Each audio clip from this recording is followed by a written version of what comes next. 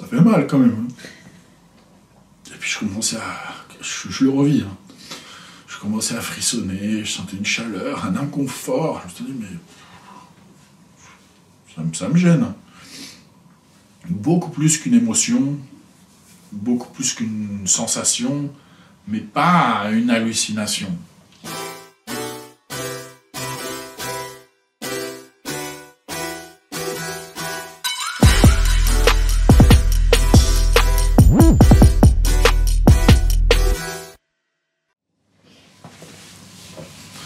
Bonjour, je m'appelle Benjamin, j'ai 41 ans, je suis marié, j'ai 2 enfants, je vis dans le sud de la France, à côté de Toulouse. Je voulais faire cette vidéo pour témoigner de comment Dieu a frappé à la porte de mon cœur et a transformé ma vie. Alors pour vous raconter cette histoire, il faut que je remonte presque 20 ans en arrière. Après mes études de finance, j'ai fait un voyage autour du monde, je suis allé jusqu'à Tahiti avec l'utopie de pouvoir vivre sur une île déserte. J'ai vécu un petit peu ce petit rêve de Robinson Crusoe. J'avais 22 ans.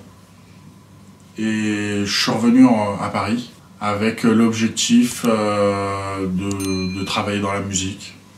On va dire que c'était un peu difficile, on ne gagnait pas suffisamment d'argent. Donc j'ai repris mes études, mon travail dans la finance.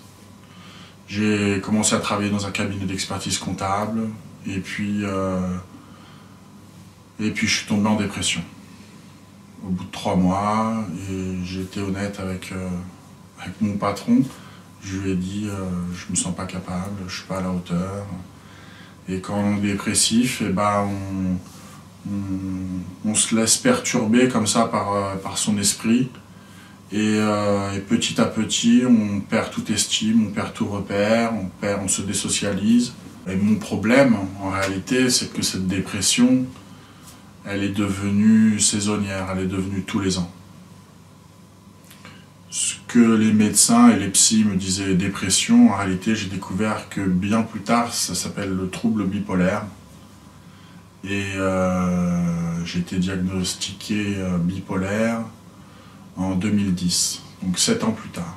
Durant ces 7 ans, j'ai mené une vie de bipolaire.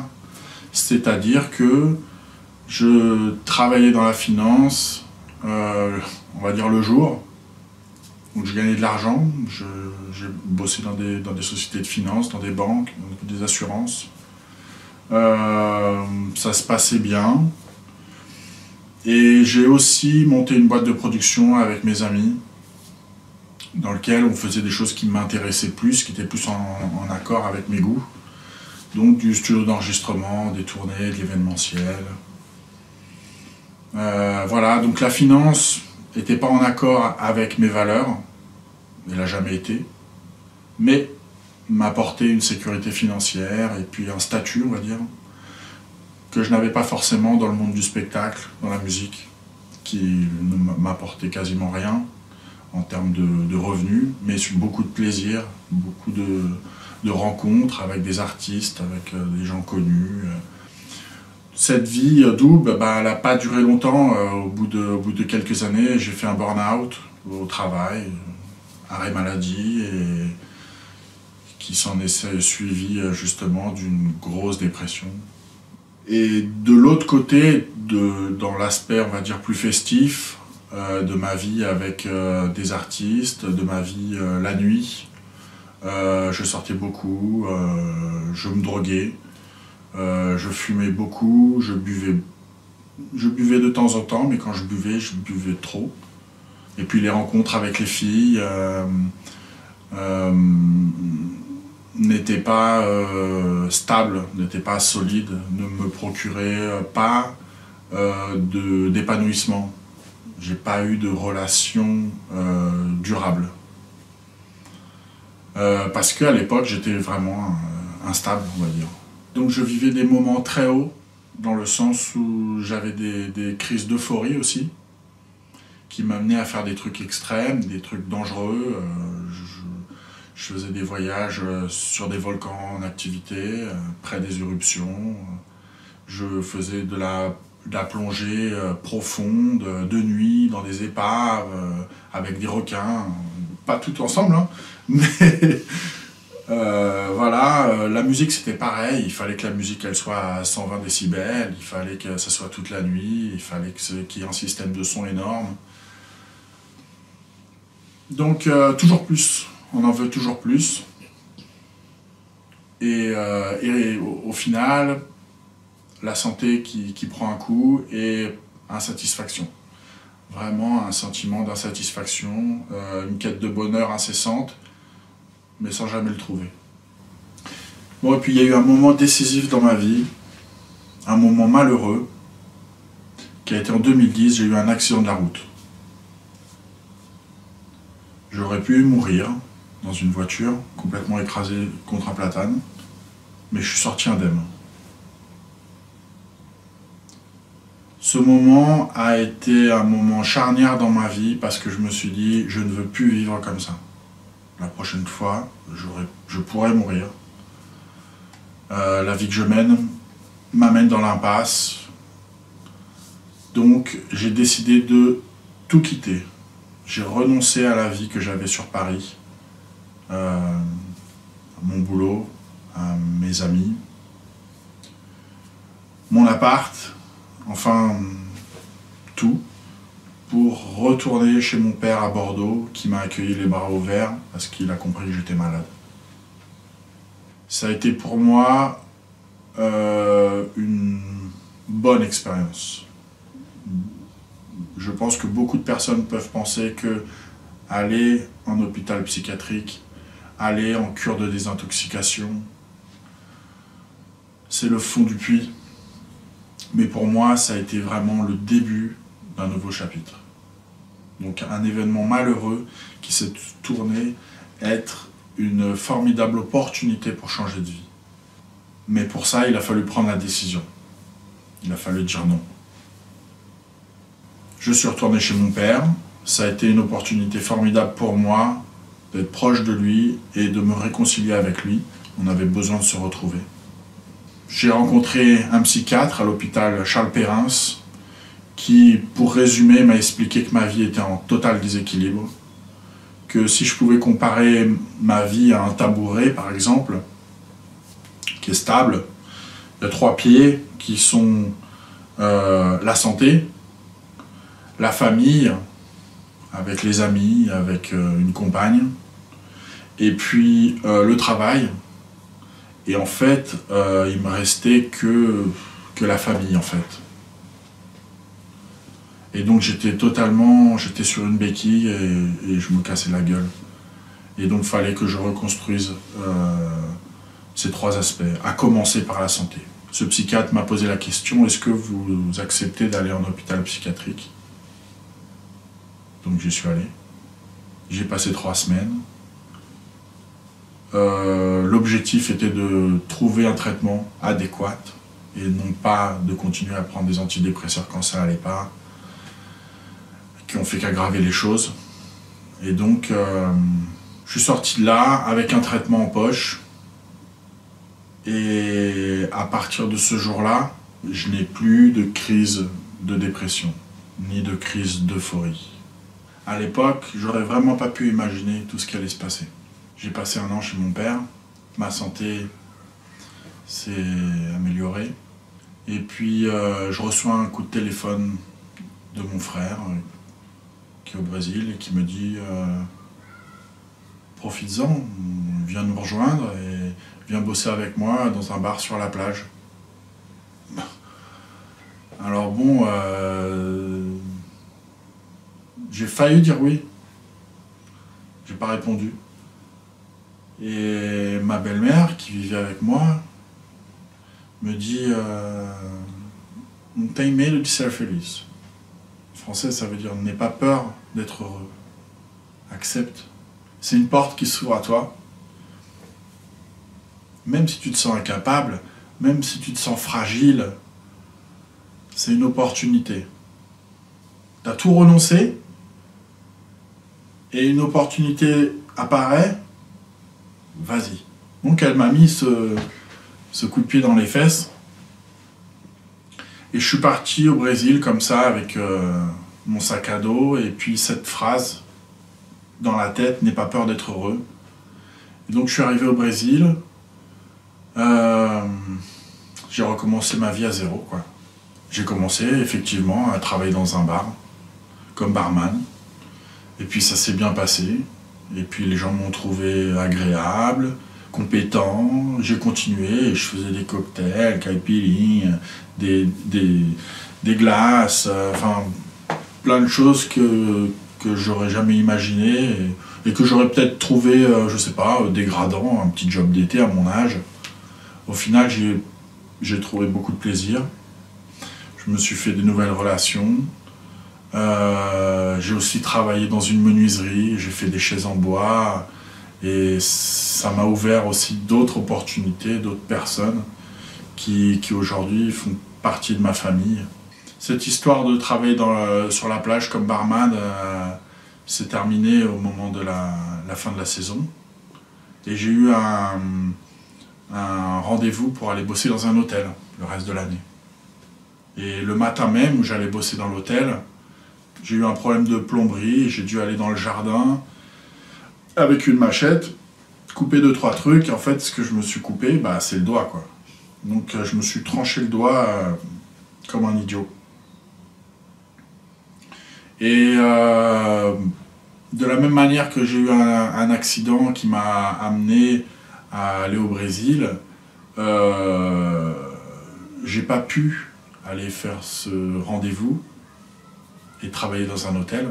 Et en solution de rechange, je me baladais dans la rue, je suis passé devant une école de français et j'ai ouvert la porte et j'ai demandé s'il n'y avait pas quelqu'un qui était intéressé par un professeur de français. Et aussi naturellement que ça puisse paraître, la responsable était là, j'ai fait le test et puis elle m'a dit je suis vraiment intéressé pour avoir quelqu'un qui me remplace comme professeur et pouvoir plus de temps pour diriger l'école. Voilà, ça m'est arrivé sur un plateau. Donc c'est assez incroyable comment, à l'époque, je ne m'en rendais pas vraiment compte, mais c'était la main de Dieu qui me protégeait, qui me guidait, qui a pu permettre ces moments qui peuvent être des moments tristes, des moments graves, que ce soit la maladie, je le répète. Là, je me suis coupé le doigt, mais ça a ouvert une nouvelle porte. Et donc, j'ai bossé pendant 3 ans comme professeur de français. J'ai adoré ça. J'ai donné des cours particuliers et j'ai rencontré ma femme. Voilà. Sans ce petit accident, les choses peut-être se seraient passées différemment. Tout ce que j'avais fait par le passé, je l'avais fait avec la force de ma volonté, avec la force de mes muscles, avec l'argent, avec une envie d'atteindre un résultat, un objectif, en y passant du temps, en se fatiguant. Et malheureusement, ces choses m'ont procuré que peu de satisfaction, ou plutôt une satisfaction qui peut être éphémère. Et là, ce que je vivais au Brésil, je ne le cherchais pas. Il y avait ce qu'on peut appeler ce lâcher-prise. J'ai rencontré 2 personnes qui m'ont vraiment touché, différemment des autres personnes. La première, c'est un ami qui m'a dit « Benjamin, ce qui te manque, c'est la foi. » Alors il l'a dit en brésilien, hein. Et sur le moment, j'ai pas trop compris ce qu'il voulait dire, mais lui, il avait remarqué que j'étais pas très optimiste. Ça m'empêchait pas de faire des trucs super, mais dans mon caractère, je devais manquer cette petite étincelle, cet espoir. Alors lui était chrétien, il vivait sa foi avec beaucoup de joie, et il m'a transmis sa joie. C'est difficile à croire, mais il était contagieux. Et la deuxième personne, effectivement, c'est ma femme. Et ma femme, elle m'a transmis sa foi. De la même manière que mon ami il brillait, elle aussi, quand elle pouvait parler de Dieu, quand elle répondait à mes questions, je sentais qu'elle était en paix. Je sentais qu'elle avait une relation intime avec Dieu et que c'était pas de la religion, c'était pas du dogme, c'était pas le poids de l'église, c'était quelque chose de très intime. Et ça a éveillé ma curiosité et je me rappelle que on pouvait avoir des grandes discussions. J'avais plaisir en fait à l'accompagner des fois à l'église, même si au début je m'endormais, hein, vraiment, ça me touchait pas quoi. Mais au fur et à mesure, bah, voilà, j'ai rencontré d'autres chrétiens, j'ai rencontré des pasteurs, et ils pouvaient avoir réponse à mes questions, et ça m'a fait avancer comme ça dans mes questionnements existentiels, on va dire. En fait, l'important à savoir, c'est que durant ces années au Brésil, je n'ai pas eu de crise. Ce que mon psy m'avait expliqué, il m'avait dit vous pourrez vous considérer guéri quand vous aurez passé 3, 5 ans, mais prenez votre traitement, gardez-le.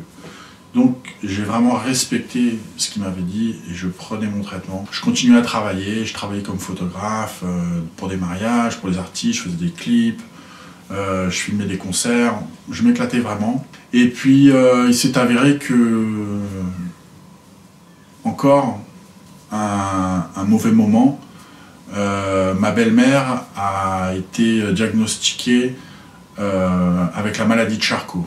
Donc c'est une maladie dégénérative et en quelques années, son état s'est vraiment dégradé. Mon père et elle ont pris la décision de venir au Brésil justement pour qu'elle y passe ses derniers jours. En 2016, on décide d'aller en France avec ma femme, on se marie et tout se passe tellement bien. On a même eu la visite du pasteur de l'église du Brésil qui passait en Europe et qui a pu célébrer notre mariage, on ne croyait pas. Ça a été, moi j'aime bien dire que ça a été surnaturel, quand les choses se passent ainsi d'une manière où on ne s'y attendait pas, mieux que ce qu'on aurait pu imaginer, alors qu'on ne fait même pas d'efforts.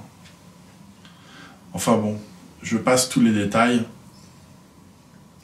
On est en France, à Agen, et puis je reçois un coup de téléphone et mon père me dit voilà, ta belle-mère est morte, elle est décédée cette nuit de la maladie de Charcot. Et je sens mon père au Brésil tout seul. Et ma femme me dit ce serait peut-être bien que tu sois à côté de lui. Il est en deuil et puis il a tellement de choses à régler. Sur son conseil, je prends la décision d'y aller et puis d'essayer d'aider mon père. Je prends un billet pour 1 mois. Et je sens que l'atmosphère est lourde, que ça va être difficile. Et donc j'en parle à ma femme et elle me dit écoute Benjamin, t'es peut-être pas encore chrétien. Je vois que t'es curieux. Je pense que c'est le bon moment pour toi de commencer à prier, d'expérimenter la puissance de la prière. Fais l'expérience, tu vas voir. Prie pour avoir la force, pour avoir le courage, pour être orienté, pour prendre les bonnes décisions pour ton père.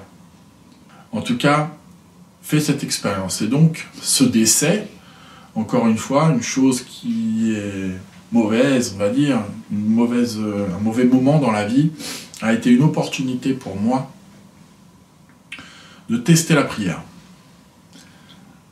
Et je dois dire que j'ai été convaincu, quoi. C'est-à-dire que je suis parti au Brésil, et puis chaque jour, il y avait des choses à résoudre, et j'ai commencé à prier. Alors je priais au nom de Jésus, qui m'aide à prendre la bonne décision, qui me mette les bonnes personnes pour résoudre les problèmes chaque jour, qui me donne la force de pouvoir épauler mon père, d'avoir les mots justes. Et donc la montagne de problèmes qu'il y avait à résoudre s'est résolue petit à petit. On a trouvé la solution pour tout. et de manière assez fluide. Fluide, je crois que c'est ça le mot. Il y a des jours où on fait des trucs, ça marche pas, ça va durer des semaines, les gens bloquent. Et puis il y a des jours où on passe devant le notaire, on lui laisse un mot et puis la situation se résout. On passe aussi devant la banque parce qu'elle est encore ouverte.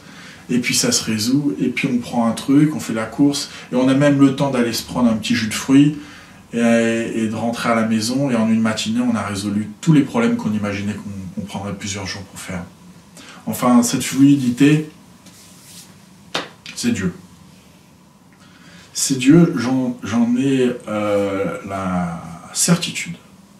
La certitude que je faisais les choses avec l'aide de Dieu.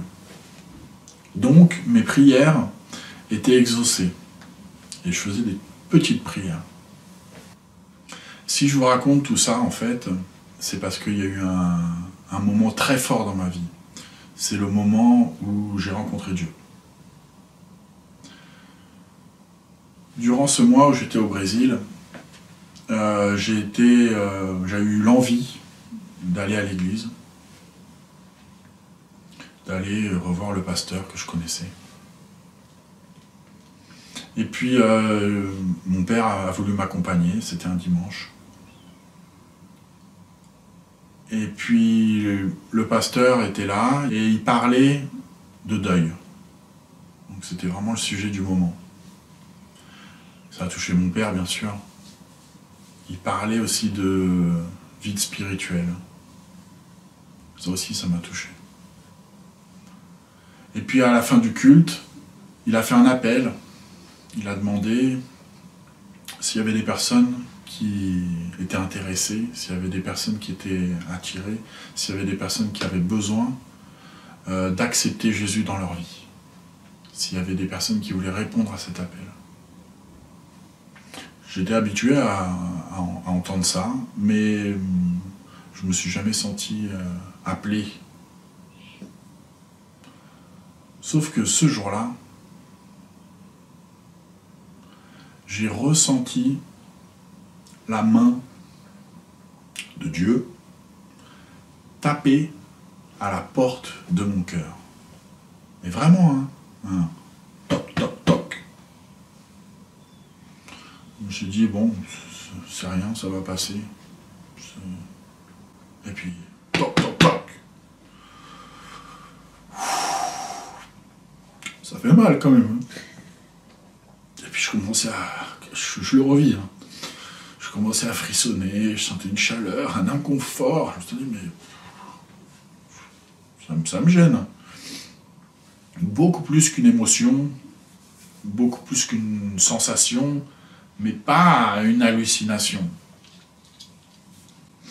Quelque chose de super réel.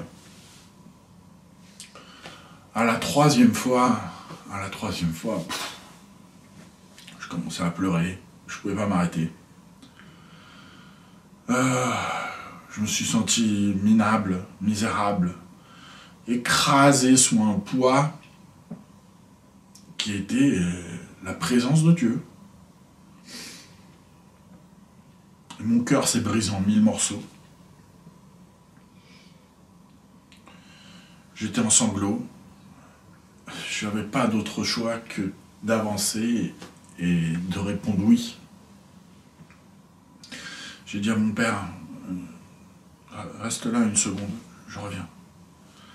Je suis allé devant et puis le pasteur faisait la prière, on était une dizaine ce jour-là, il priait pour chaque personne individuellement. Il a prié pour moi et j'ai répété cette prière où j'acceptais Jésus comme Seigneur, comme Sauveur. Je renonçais à ma vie d'avant. Et surtout, je recevais le pardon de tout ce que j'avais pu faire. Et quand j'ai terminé cette prière, quand j'ai ouvert les yeux, je regarde à côté de moi, il y avait mon père. En fait, il m'avait suivi, je ne sais pas s'il a été aimanté ou quoi, mais il est venu et il s'est converti avec moi le même jour. Lui qui était catholique, hein, mais je crois que c'est officiellement, c'est un acte beaucoup plus fort d'accepter Dieu publiquement, et surtout quand on est adulte. En tout cas, c'était très très très fort. Très très fort. On n'en a pas vraiment reparlé. On est rentré en France, et puis une semaine après, il y a un baptême qui s'organise et me propose d'y aller. Je dis oui. C'est la suite logique, hein. Maintenant, je vais devenir chrétien. Je passe par les eaux du baptême, littéralement.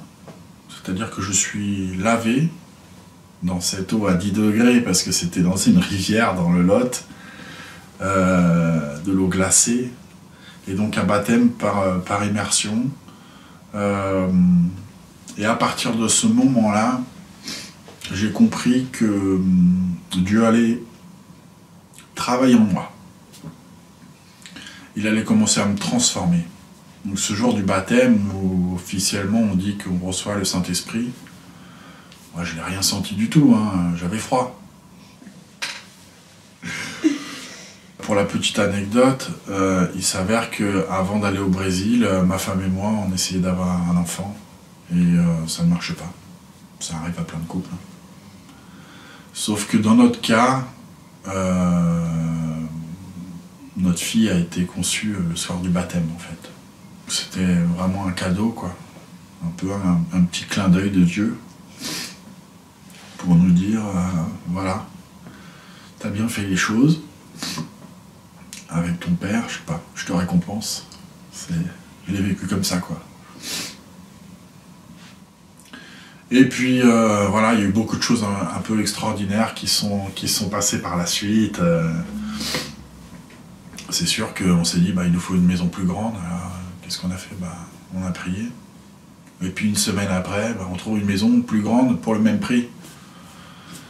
Voilà, des petits cadeaux comme ça, et ça arrive encore, quoi.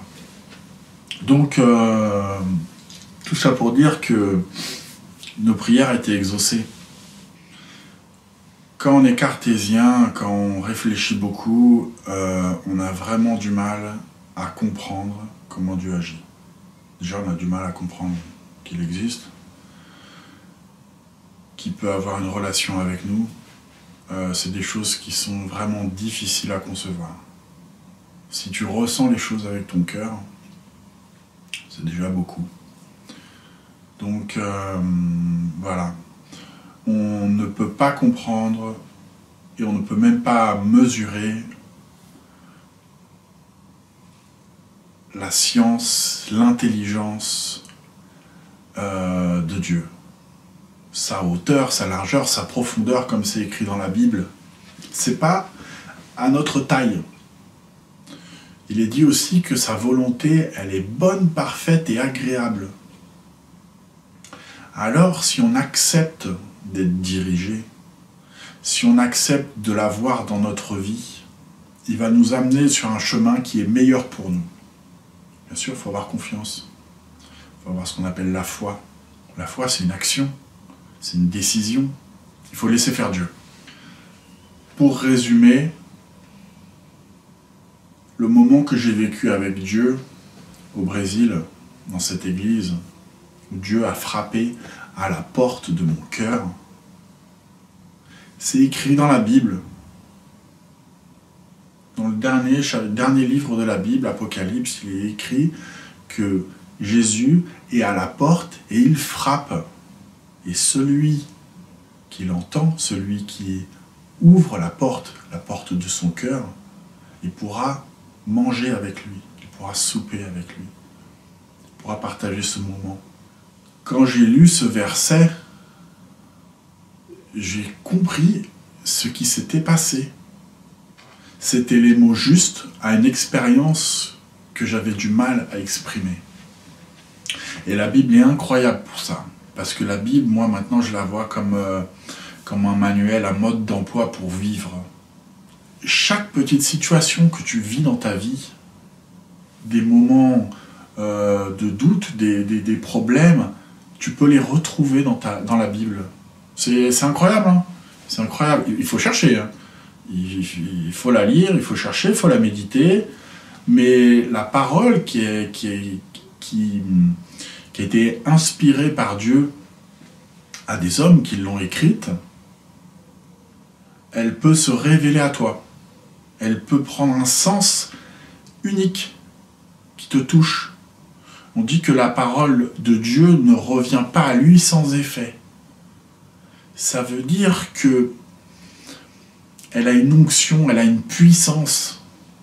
C'est incroyable. Et donc, bien sûr, il y a des proverbes qui sont des grandes vérités qu'on utilise maintenant dans le langage courant sans savoir que ça vient de la Bible. La Bible de Genèse à Apocalypse, c'est Jésus. Il y a des moments où Dieu va te donner une direction, un choix. Il va te conseiller, fais ça. Attention, si tu continues dans ce chemin, voilà ce qui pourrait t'arriver. Il faut vraiment lui donner une importance. La lecture de la Bible est primordiale. Bien sûr, il faut qu'elle soit lue, j'allais dire, avec le Saint-Esprit, avec l'Esprit de Dieu qui nous permet de la comprendre personnellement, qu'elle nous touche, et pas lue comme un livre d'histoire. Après, ce que je pourrais dire, c'est que moi j'ai découvert, comme c'est écrit dans la Bible, que Jésus est le chemin, la vérité et la vie. Il est le chemin à suivre. C'est une personne qui a eu beaucoup à nous apprendre et on a vraiment besoin de lui dans notre vie de tous les jours. La vérité et la vie, c'est aussi des choses qui s'emboîtent, quoi. C'est le véritable chemin pour vivre une vie épanouie, une vie selon Dieu, la vie que Dieu avait prévue même avant que tu naisses. C'est des choses incroyables. Mais je suis un parmi de nombreuses personnes à pouvoir témoigner de ça. J'ai pas vécu de miracle, j'ai vécu une expérience profonde, véritable avec Dieu, et je suis très heureux qu'elle puisse se renouveler de temps en temps, de pouvoir repasser par ce moment d'intimité et de brisement, parce que c'est à travers ces moments-là que Dieu s'approche de toi, qu'il voit que ton cœur est ouvert et qu'il peut travailler avec toi. Il y a une analogie qui parle que Dieu est un potier et qui va te façonner comme un vase. Alors il va faire un premier vase. Mais si tu casses pas ce vase de temps en temps, si tu ne le mets pas en 1000 morceaux et que au point d'en pleurer même, et ben Dieu, il ne peut pas te reconstruire et faire un vase meilleur.